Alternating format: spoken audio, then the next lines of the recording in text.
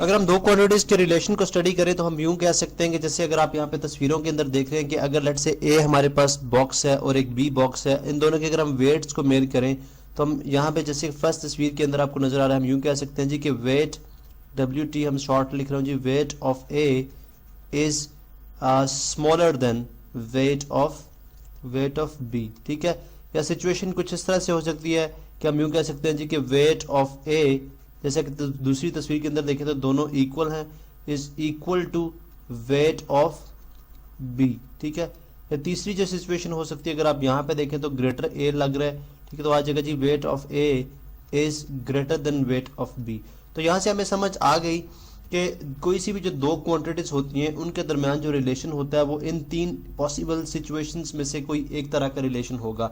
यानी हम यूं बात करें कि यह नंबर जो है, यानी फर्स्ट नंबर जिसे मैं कहता हूँ जी 7 जो है, अगर मैं 7 की बात करता हूँ, ठीक है, तो मैं बोलूँगा जी 7 जो है वो ग्रेटर देन 5 हो सकता है। ठीक है, इसी तरह हम यूं कह सकते हैं, दूसरी सिचुएशन ये हो सकती है जी कि 5 जो है लेस देन 7 हो सकता है। ठीक है, या बल्कि ये सिंपल सिचुएशन है, ठीक है, 5 जो है हम यूं बोलेंगे जी कि अगर वेरिएबल्स की फॉर्म ले लें, हम बेसिकली ये बात करते हैं कि x जो है वो ग्रेटर देन y होगा।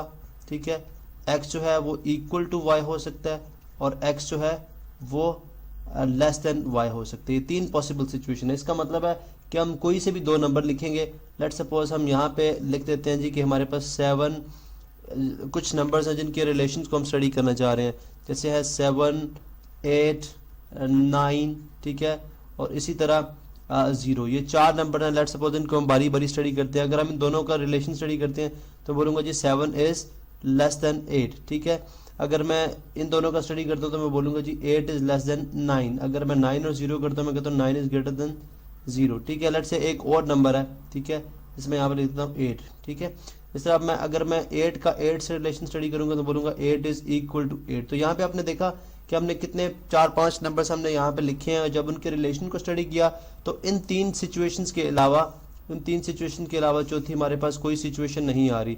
अब ये चीज़ कहलाती है ट्राइकोटमी लॉ। ठीक है, या ट्राइकोटमी प्रॉपर्टी। ट्राइकोटमी यानी कोई से भी जो दो नंबर होते हैं उनके दरमियान, ट्राइकोटमी, ठीक है, कोई से भी जो दो नंबर हैं उनके दरमियान जो रिलेशन है वो इन तीन पॉसिबल रिलेशंस के अलावा चौथा कोई रिलेशन नहीं हो सकता।